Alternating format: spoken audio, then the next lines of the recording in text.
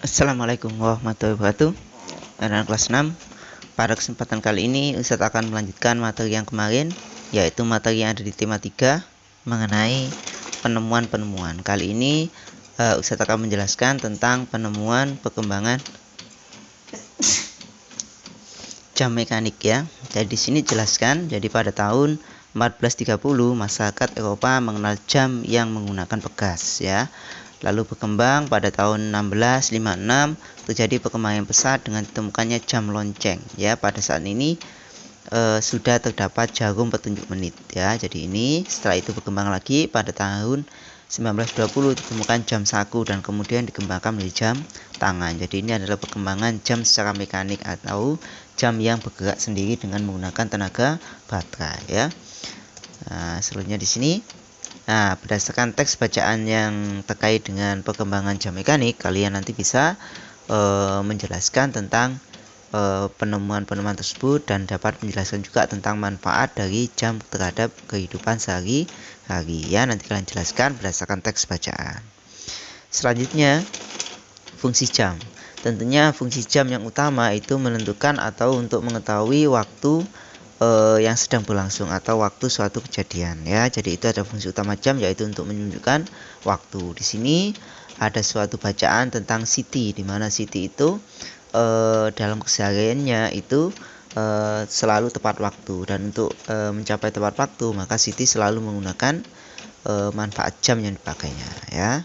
Yang kalian baca, setelah kalian baca nanti kalian bisa sebutkan kira-kira hal apa saja yang terkait dengan penggunaan jam pada kehidupan Siti ya, atau terkait dengan bagaimana fungsi jam pada kehidupan sehari-hari Siti ya.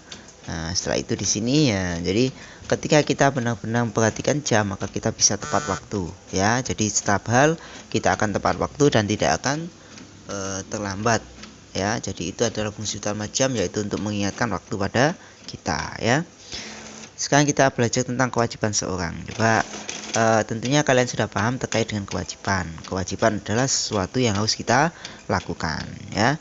Coba nanti kalian sebutkan kira-kira apa saja kewajiban kita ya. Yang pertama, kewajiban kita di rumah kira-kira apa, di sekolah kewajibannya apa, dan di masyarakat kewajibannya apa. Nanti kalian sebutkan ya, masing-masing 2 atau 3 terkait dengan kewajiban seseorang di lingkungan rumah, lingkungan sekolah, dan lingkungan masyarakat. Nah, setelah itu di sini ada kegiatan mengukur diameter lingkaran. Kemarin kita sudah bahas tentang benda lingkaran, di mana benda lingkaran itu ada beberapa hal penting. Yang pertama ada diameter, ada jari-jari, lalu ada keliling dari lingkaran ya. Jadi itu yang terkait dengan pengukurannya.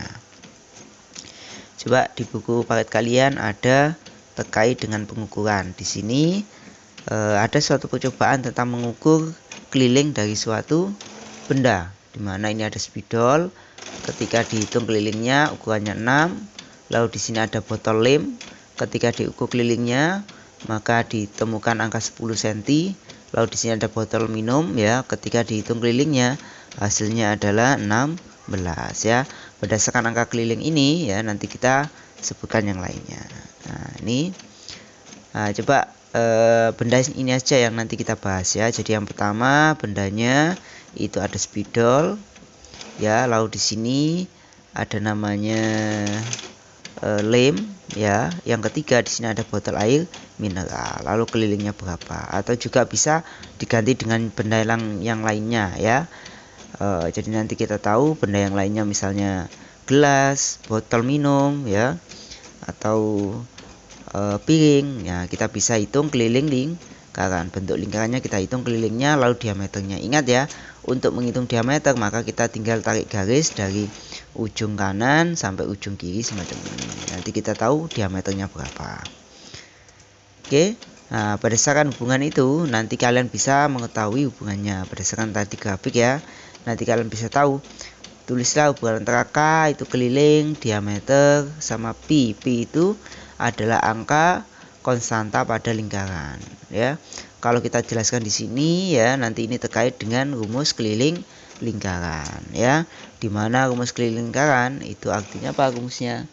Keliling lingkaran itu artinya 2 pi kali R atau pi kali D D ya. Jadi satu lagi, K sama dengan pi kali D atau 2pi kali R ya. Jadi itu hubungannya. Ini yang ini D ya, berarti ini pi K sama dengan pi kali D. Kalau ini tulislah hubungan antara K, R dan pi, maka K keliling sama dengan 2 pi kali R ya. Jadi satu lagi, K sama dengan 2 pi kali R. Kenapa ini 2? Karena diameter itu 2 kali jari ya. Lalu ini tulislah rumus keliling lingkaran dalam D ya. Maka ini sama ya kayak tadi, K sama dengan pi kali D. Kalau ini tulislah rumus keliling lingkaran dalam R, maka K sama dengan 2 pi kali R. Jadi semacam itu untuk rumusnya. Oke, selanjutnya kalian akan menghitung keliling lingkaran yang sudah ada jari-jarinya ya. Ini juga ada menghitung diameter yang sudah ada kelilingnya dan seterusnya ya. Ingat rumus yang digunakan sesuai tadi yang saya jelaskan ya. Saya kasih satu contoh nomor 1. Sebuah lingkaran mempunyai jari-jari 10 cm, maka di sini diketahui R sama dengan 10 cm.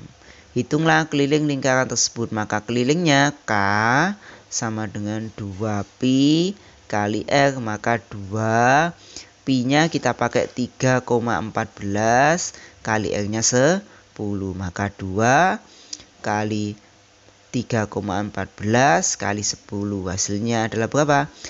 Nah, hasilnya adalah 62,8. Satu lagi ya. Jadi ini K sama dengan 2 pi kali R, maka 2 kali 3,14 kali 10, maka sama dengan 2 kali 3,14 kali 10 sama dengan 62,8 ya. Jadi semacam itu. Untuk yang lainnya nanti kalian bisa tentukan dengan rumus yang sama ya. Oke, demikian pembelajaran kali ini. Untuk latihan yang lainnya nanti kalian kerjakan dengan baik. Gunakan rumus yang sama, K sama dengan pi kali R, pi kali K sama dengan 2 pi R, atau K sama dengan pi kali D ya. Jadi semacam itu nanti kalian bisa temukan ya. Oke, demikian pembelajaran kali ini. Saya akhiri. Wassalamualaikum warahmatullahi wabarakatuh.